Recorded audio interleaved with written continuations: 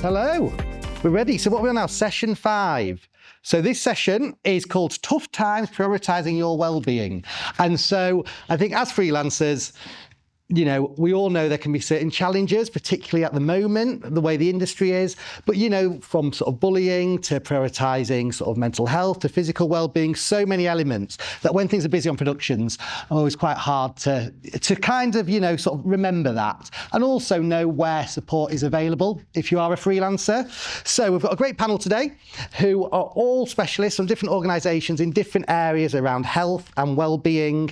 And so it should be a really kind of interesting discussion. So I was a freelance producer for years, and then I ended up doing a few career pivots, and so I'm still self-employed, but I run a PR agency and a career change company as well. So I've sort of spent most of my career, bar about 3 years, being self-employed as well. So I'm still today trying to learn how to look after myself when sort of work's busy and also when it's not busy as well. So really looking forward to what our panel have to say today. So we'll start with sort of people sort of introducing themselves. We're then going to chat for about half an hour, and we're going to extend the question section for this session. We think it's around 15 minutes, so people can kind of get sort of answers to specific questions they may have.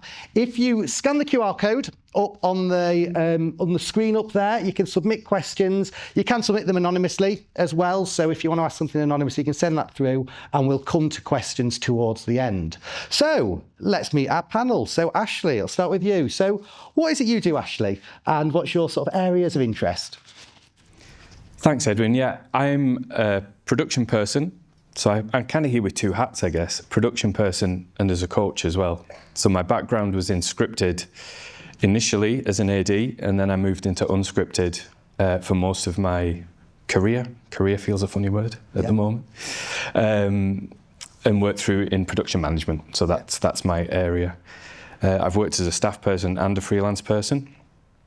And like many people, presumably a lot of people here, have had quite a lot of disruption over the last few years, and thought, what am I going to do now? Yeah. And so I trained to be a coach. So I work with people and help them, sort of people that find themselves in leadership positions without really meaning to, which means that they've probably been really good at what they do. So in the TV world, that's craft, it's directing, producing, writing. And they think, oh, I now need to lead a team, or I need to do the difficult stuff. So I work with people to try and help them with those leadership skills in a coaching sort of format. But interestingly, there's been quite a lot of career people coming to me as well, people that are a bit tangled up and just need a bit of get their thinking straight, I guess. So that's what I'm doing at the moment. Fantastic. Yeah, Sarah, how about yourself? Thank you. Hello everyone. So I'm Sarah Mindel, so I'm a training manager at BECTU Vision. So BECTU Vision run skills and training courses. So we run training courses for freelance film and TV practitioners in Scotland. We support people at all levels of their careers, right from pre-entrance through to all the way up to, so we have a producer development program, and we also run training for people planning for retirement. So literally at every stage.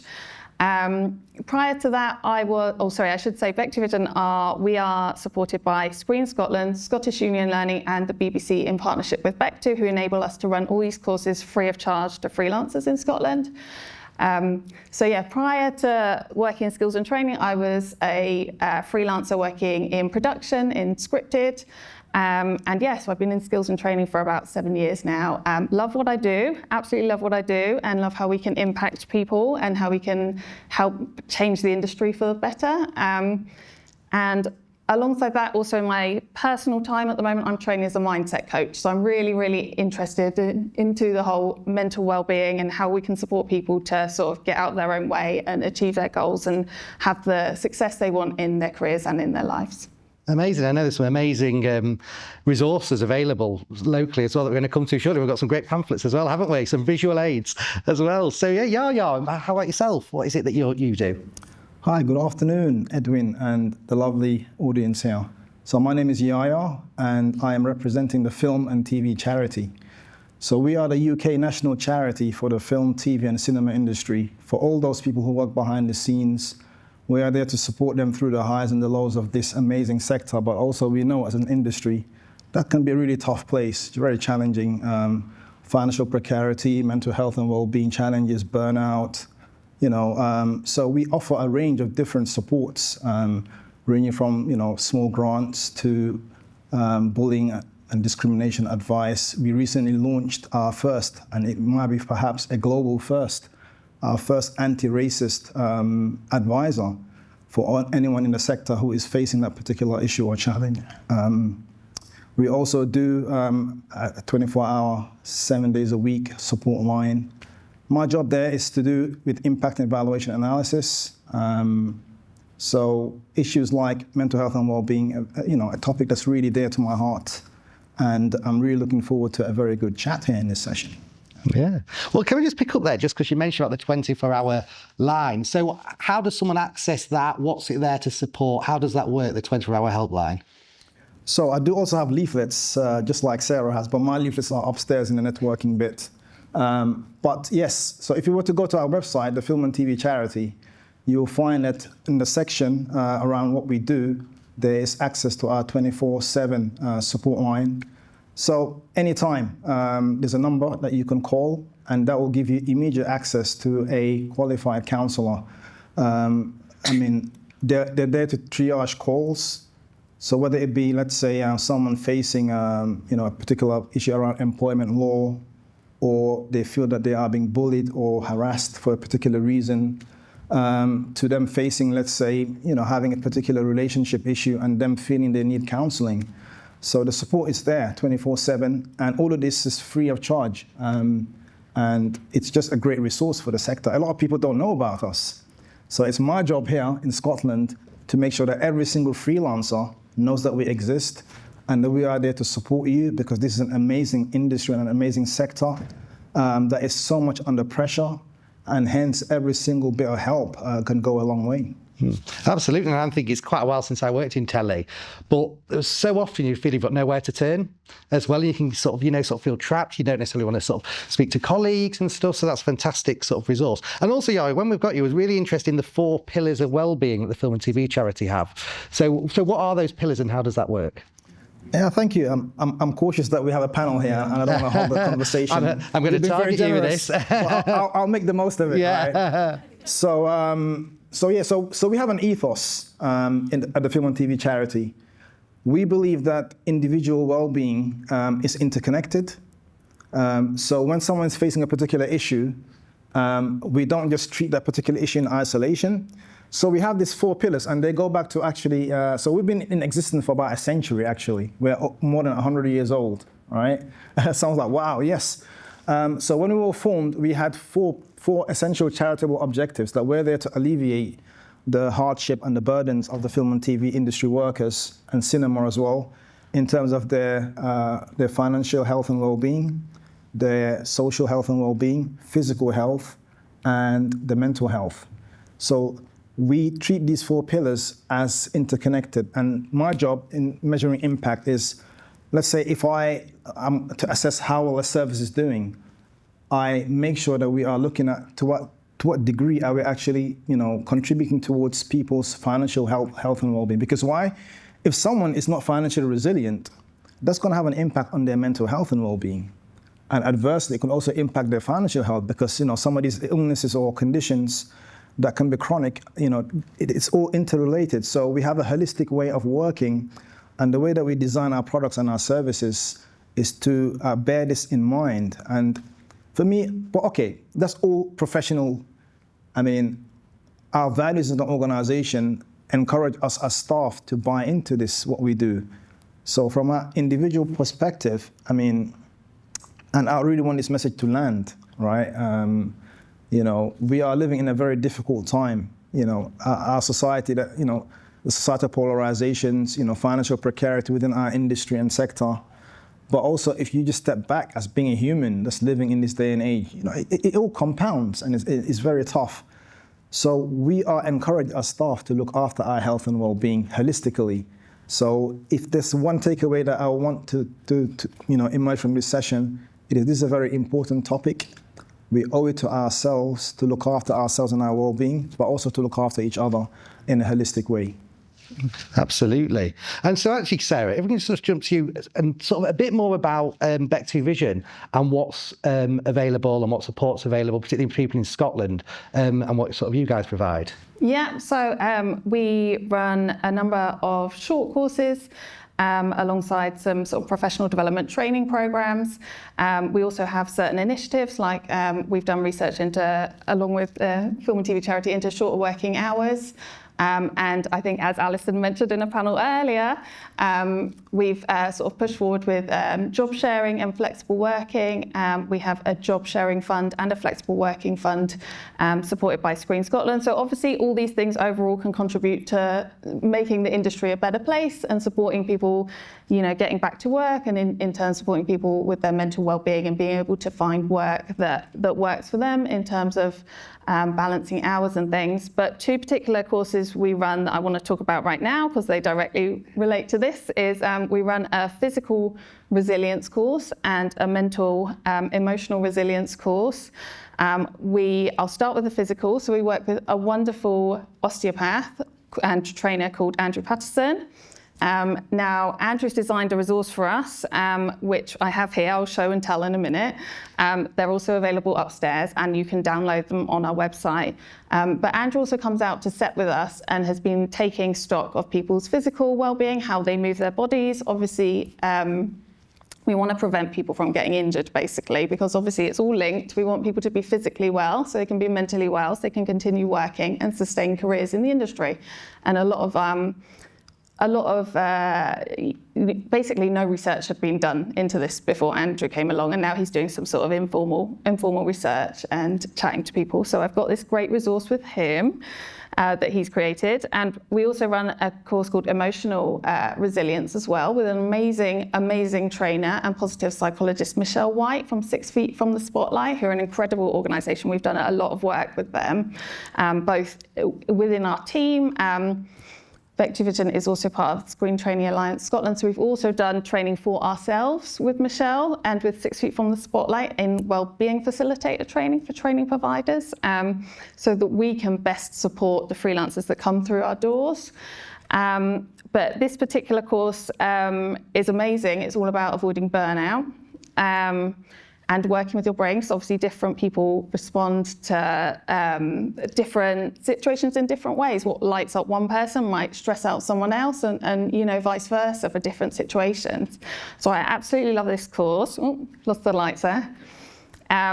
So yeah, I do have a resource there. Again, these resources are available on our website or upstairs. I will do a show and tell now, so I will hand them mic and to you. And can I just ask on your website, so any freelancer in TV in Scotland can go to the website and access Oh, there these we go. courses? Oh, thanks. So if you open that up for me, Yahya, please. It turns into a poster. So actually, a lot of productions have started sticking these up on their wall, on their office, and you can also download these to add to your call sheet, so one a day on a call sheet. So some productions have done that in the past as well.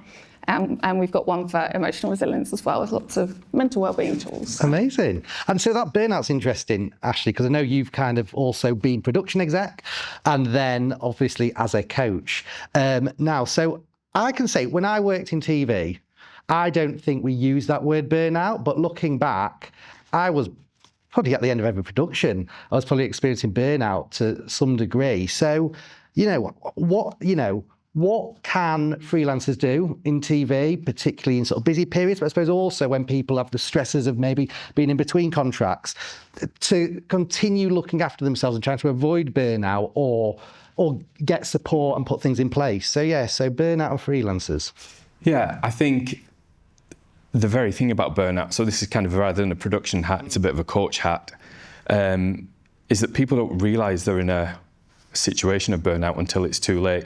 And I think if you find yourself in a burnout position, then what you really need is to recover and to restore. What the trick is to try and spot the symptoms of burnout. Now, that's easier to recognise maybe on a production or in a job, and that's exhaustion. It's not being able to think straight, not being able to make decisions, being irritable, and that might not just be in your workplace, that might be at home as well.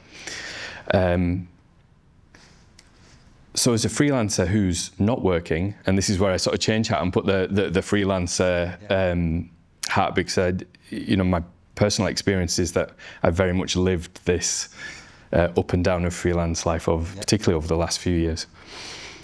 It's to almost treat your non-working time in the same way as a job. Now, as a production management person, I'm very much into systems and into processes. So what's important is to try and find a way of structuring your non-work time. But the beauty of that is that you can design it how you want to. So, you might be a person that works well first thing in the morning or in the evening, and you can choose to do your work at those times. When we're in positions, roles, jobs, whatever, we talk about a work-life balance, and in our industry that's often very contentious, and it's very difficult to find that balance. But it's also important to try and find that balance when you're not working. Yeah. So if you can structure your days, treat whether it's seeking opportunities, whether it's chasing things up as work, but give it its place. Do a couple of hours in the morning. Don't try and sit and refresh LinkedIn or refresh Talent Manager or look at the Facebook groups all day long on the hope that something's going to turn up. It's about putting that balance in. And from a personal side, the way I do that is I go to the gym. I don't go to the gym particularly for fitness purposes, but for me, if I'm at home, if I'm between jobs, if I'm not working in an office or working on set, it's actually just the change of scene. It's putting on a different set of clothes to go and do something different. And actually that just keeps your mind active. It keeps you doing something purposeful with intention, and you're doing something that's good for you. So it's finding tricks that work for you. Now that gym might not be for everybody.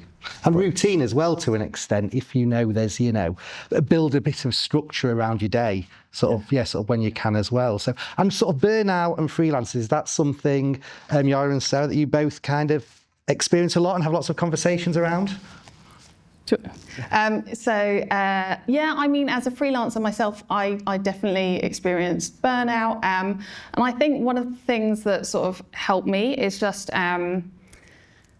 accepting that I am someone that's susceptible to burnout, and accepting that we're all a little bit different. So some of you might relate to this, but I know I have one of my friends, but I know a couple of people like this, who just can go from job to job to job to job, does not run out of energy at all, does not burn out.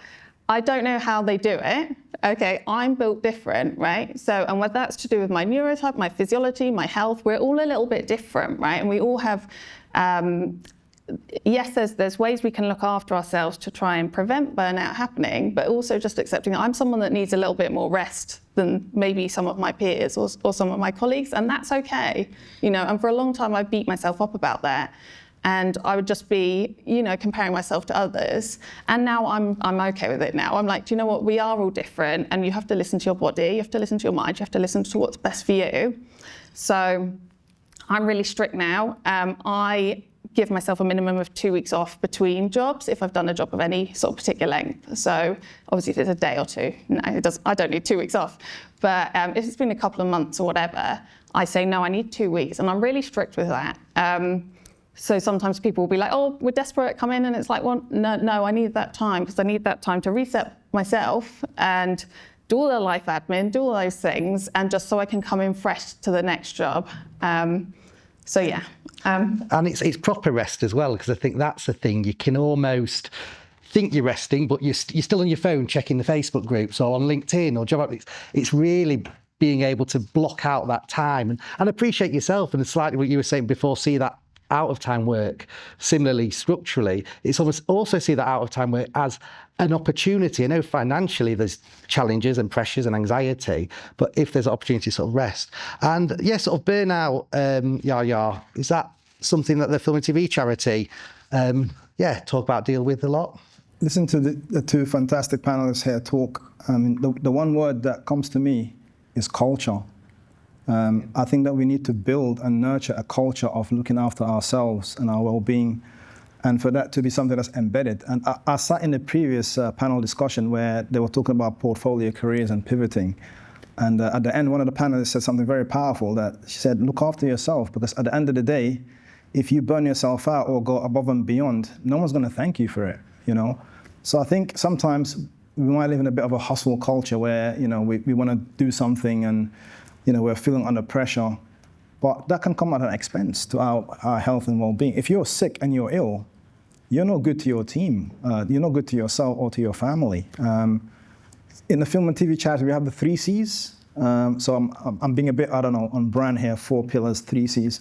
So there are culture, conditions, and capabilities. And that we track and monitor the sector in terms of these 3 C's. To what extent are we nurturing positive and healthy cultures of, like, let's say, taking breaks between productions, having, let's say, what's called a working well with me, sort of like where you, at the start of a production, you have a practice where you say to your team, this is how I work best, and this is how I don't work best, so that everyone knows, right? So that's about culture, but also the conditions. What kind of conditions are we providing on our sets or on our workplaces? Are we making mental health and well-being to be a norm? I think it's becoming increasingly a norm, but I think we still have some work to do. And I'm really glad that we're developing a culture and a vocabulary of saying, look, actually, I'm not all right. For me to say to my line manager, for example, that I'm burnt out, I need counseling. And that we're lucky as that we have an EAP, an employee assistance program, that can offer us a set number of counseling productions, for free. And then it's about also the capabilities that we have to invest in each other, in our teams, to be capable of, let's say, handling our different challenges, our different problems. Yeah, absolutely. I think there's almost that thing, isn't there, that we're not invincible. And I think, fast moving, freelance, industries like TV, you can feel like you've got to keep going. But, and luckily I had left TV and I was in a staff job by the time, but I ended up getting signed off for 4 weeks with burnout. I ended up getting a kind of, the doctor had flagged that I was sort of pre-diabetic. And this was years and years of it just keeping going, not prioritising well-being. And then, I didn't have a choice. I couldn't work for sort of a few weeks. So I think it is that you can't keep going. It will catch up with you unless you start trying to build these other areas in. The other big B word, which I think is important to discuss, is bullying. I think this is an industry that the lights will flash on and off, but they'll come back on, we know that. But with bullying, I think this is an industry that historically it's been quite an open secret that bullying has been an issue, and I'm sure continues for lots of people to be an issue. If someone's in a situation where they think they're being bullied, or they're in a situation of conflict, or they're just, there's really low morale, what can they do if they're a freelancer, if they're maybe insecure about their reputation, their next job, confidentiality in management? Ashley, if someone feels they're being bullied, what do you think they can do? You can take this one. Well, it's obviously a massive point, a massive question. My instinct is just, call it out, do something. But as we all know, that's very difficult to actually do in the moment. Very broad strokes. You talk to your line manager, or does your company have a policy? Well, that might work, and it might be the right course for you, but it also might not be. If you're in a position of conflict, then it might be your line manager that's the cause of that conflict. Your company may have a policy how to deal with bullying and harassment, but is it a policy that people are aware of, that's visible, that big lights. Better than it being dark. I was on the word visible as well. It came up. Yeah.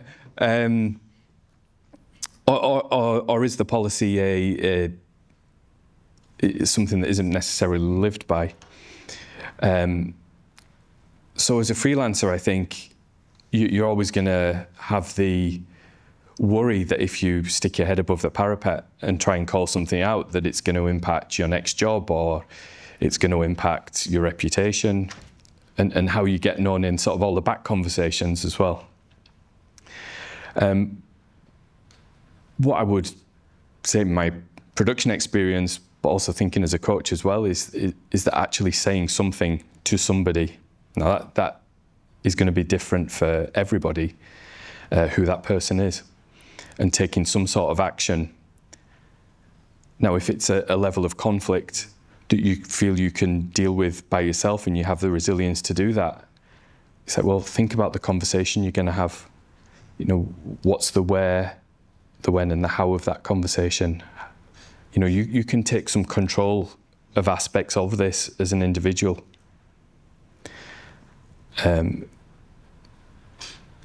What are the facts? You know, when we talk about bullying, harassment, it's very emotive.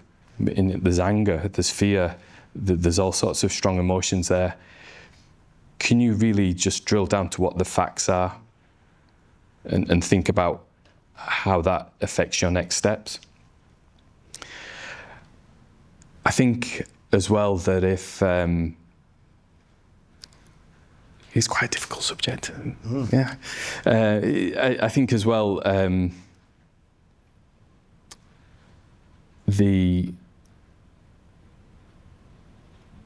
you know, when you talk to people, you can seek advice of how to deal with it. But if you've got that advice, you can decide what you do with it. You know, just because somebody says something to you, you don't need to act on that. You can take your time to see what the right course of action is for you and not be rushed into dealing with it, because there tends to be a situation where you say, oh, you must do this, or you'll take a bit of advice, you really need to do that. You need to think what's right for you, because these are really difficult sort of considerations that you've got to have. But the flip side of not talking to people and not taking action is that nothing changes.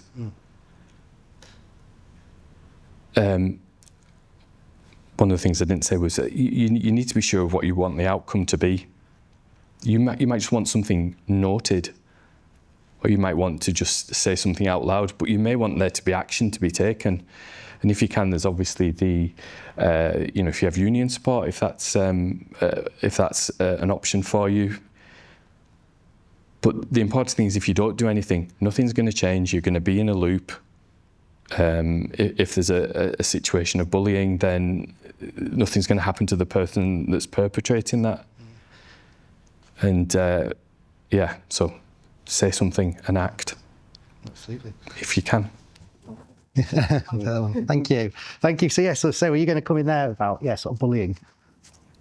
Yeah, absolutely agree with everything you say. It's just so important to try and nip these things in the bud if you can. I think when people are being bullied or harassed, the one thing they really want is it just for it to stop, you know? However that can happen, they just want it to stop. So yeah, at BECTU Vision, we run training we run an amazing training course, again with Michelle White, which is practical strategies for understanding and tackling bullying and harassment. Which does what it says on the tin, really. It is part of a package of courses that we run we offer to the big training programs in Scotland, along with things like physical resilience, emotional resilience, safety courses, finance for freelancers, networking and social media skills, and a hit the ground running induction. I think hopefully I've covered them all there.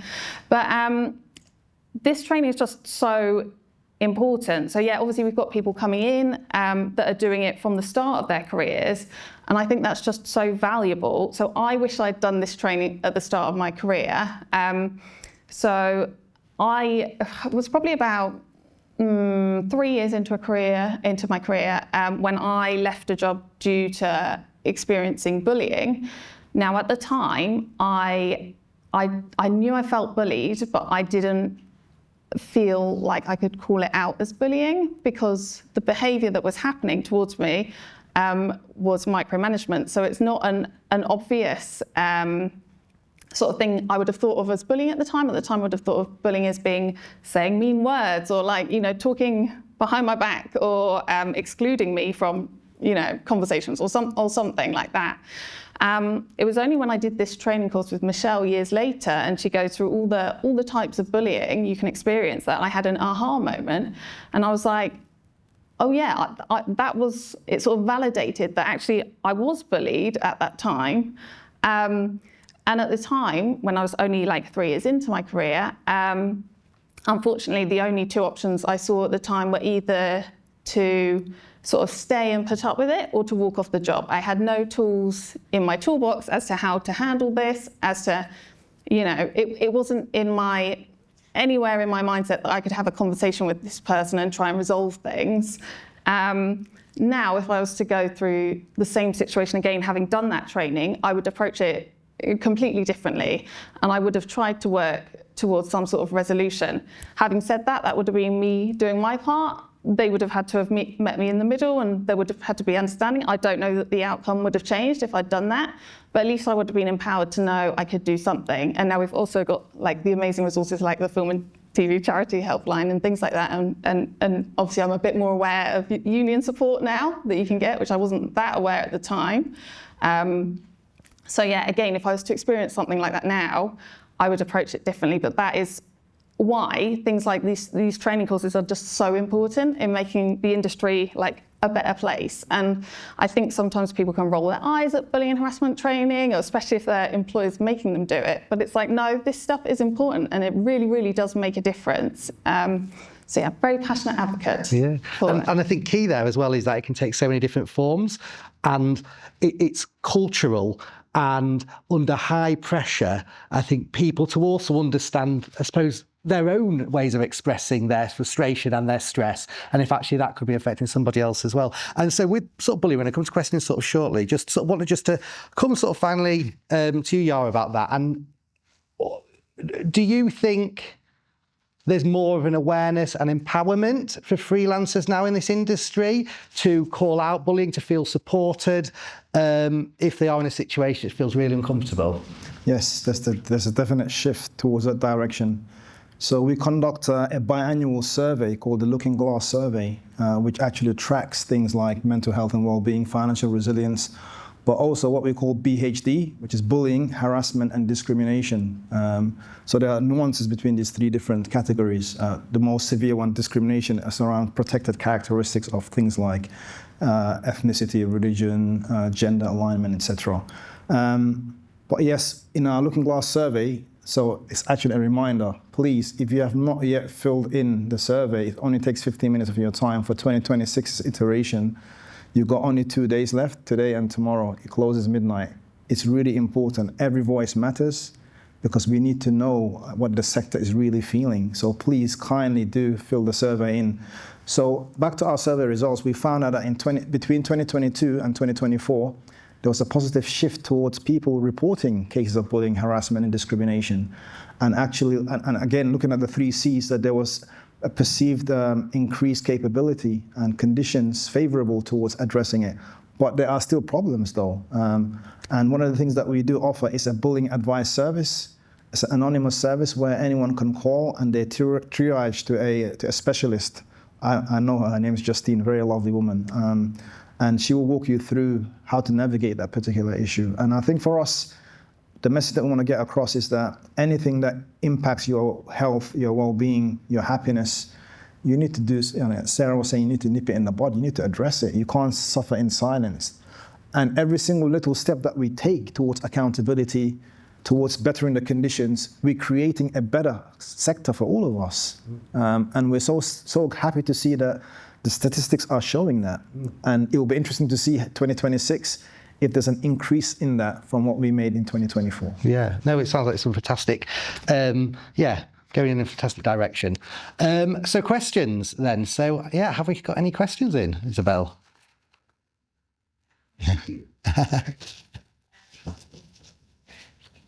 No doubt every year will experience with leadership positions either only paying lip service to well-being or being actively hostile to it.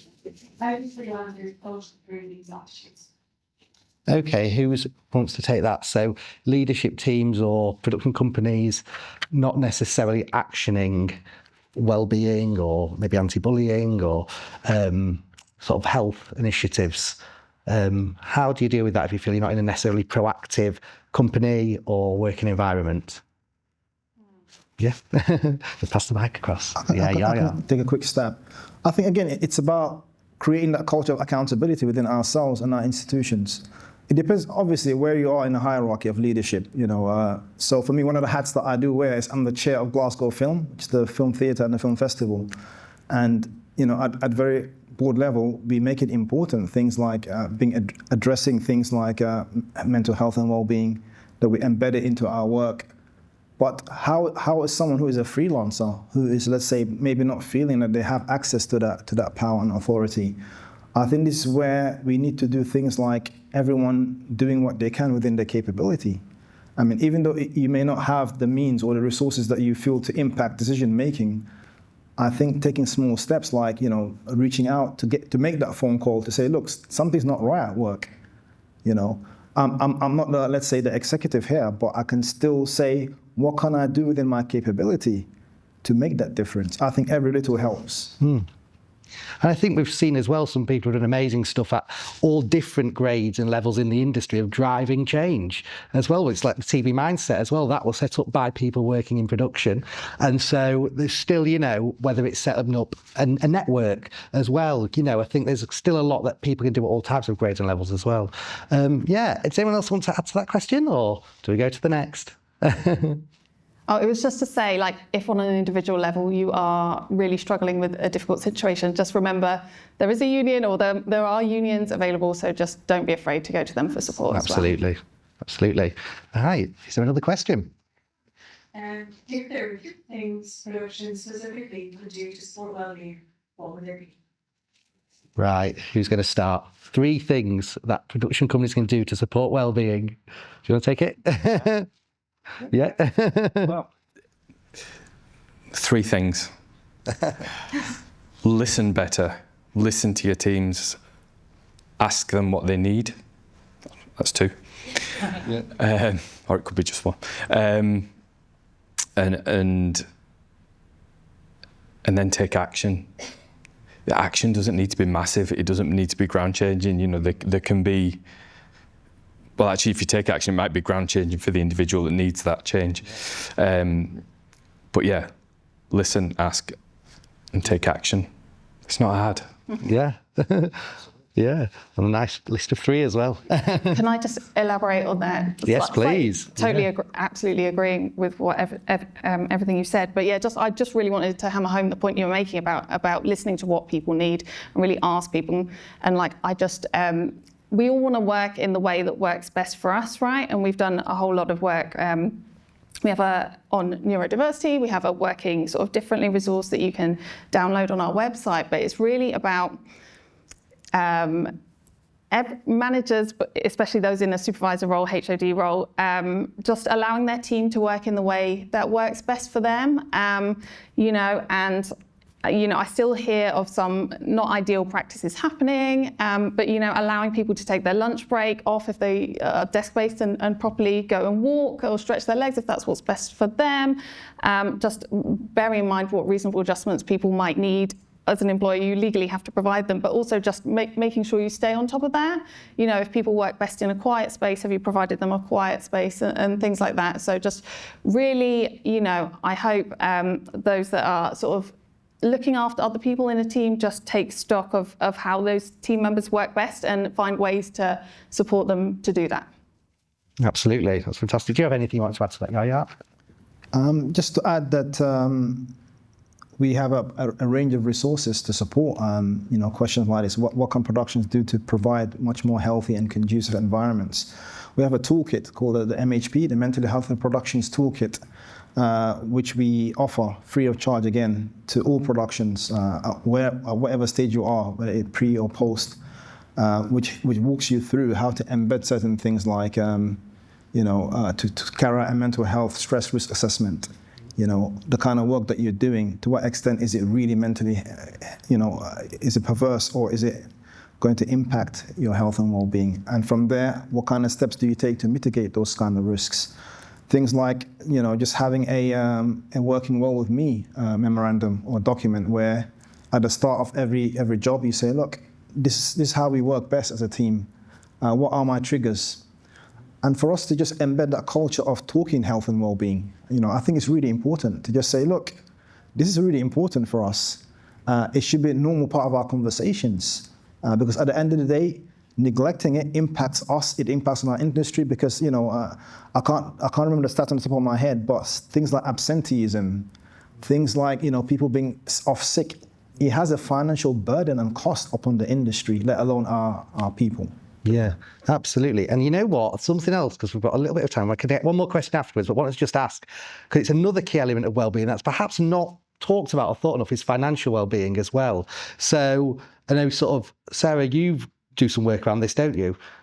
So how can you, I suppose, first of all, what does financial wellbeing mean, and how can you, look after your financial wellbeing? Okay, so obviously it's a very personal thing, and every person's financial circumstances are different, and obviously they can change across the course of a career. We do, again, run an amazing training course with David Thomas called Finance for Freelancers. That is for people at every stage of the career, but again, we sort of highly recommend people coming into the industry do that, so they're starting to think about their finances from the get-go and to manage them sensibly. So yeah, it's really hard because it's one of those things that is different for everyone. So you need to just think about, obviously saving money and stuff when the times are good and you're working. But also, for the new entrants coming into the industry, we do say, think about other work that you can do alongside the industry work if you need to sustain yourself. And we do really try and highlight that it's an ebb and flow industry. We also do run a Planning for Your Future course, which focuses more on planning for your finances for retirement. So there's a finance section of that and a legal section of that, but the finance one is focused on things like pensions, because obviously some of us don't consider our pensions until a little too late, and I'm feeling a bit guilty there.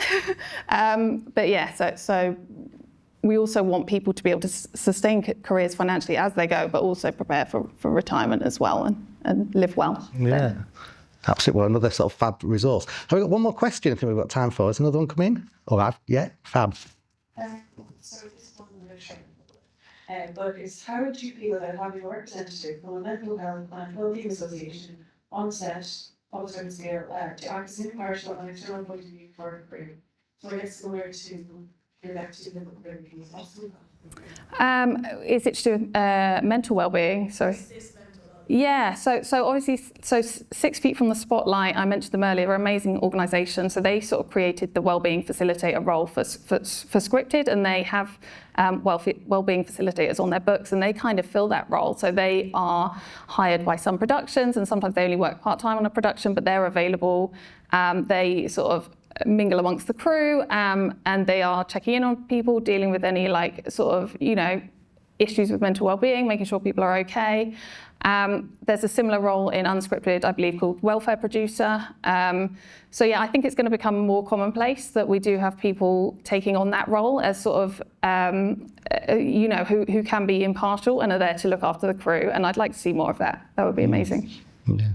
Because I think that interesting is lots of conversations, obviously, at the moment, isn't it, about unscripted contributor welfare, but absolutely, we want it to be off camera and, behind camera and in front of camera as well. So we're almost out of time. I've got a countdown there with 1 minute and 30 seconds. So that's 30 seconds each. If in the current climate where there's a lot of insecurity about the industry, insecurity about jobs, high unemployment, obviously, sort of the BBC have announced in the last week, more sort of production job losses, and someone's feeling really anxious about where they are professionally at the moment, what the next year or so could look like.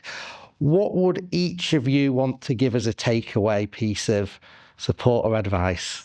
Who wants to start? Ashley? The takeaway piece of advice would be to...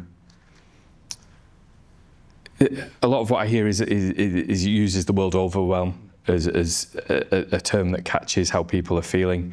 And I think it's breaking, really identifying what you would like and breaking it down into small, achievable steps. And just to recognise that on a good day, you might be able to do a lot of good steps, and if you're not feeling so great, you might just be able to make one, and that's fine. Give yourself a pat on the back for that one. Absolutely. I mean, I was going to say the same thing.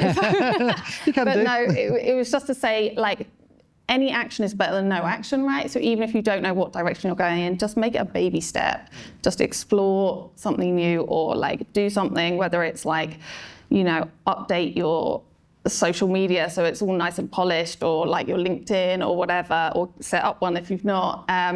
Just whatever the next step is, that's like a baby step that can, you know, make sure you're like energetically ready for the next job to come in. You will feel better for taking action, whatever that action is, and it doesn't need to be big. Basically, what you just said. Yeah. Fantastic. And yeah, finally, Yahya. Very quickly, I would just say kindness. Be kind to yourself and be kind to others. Simple. Amazing. Absolutely. A lovely note to end on. So, and also the buzzer, if you heard it, was going then to say we need to sort of wrap it up. So, yeah, if we could just say a massive thank you to the panel for some really sort of insightful, you know, advice and sort of great takeaway tips as well. So, yeah, thanks to the panel.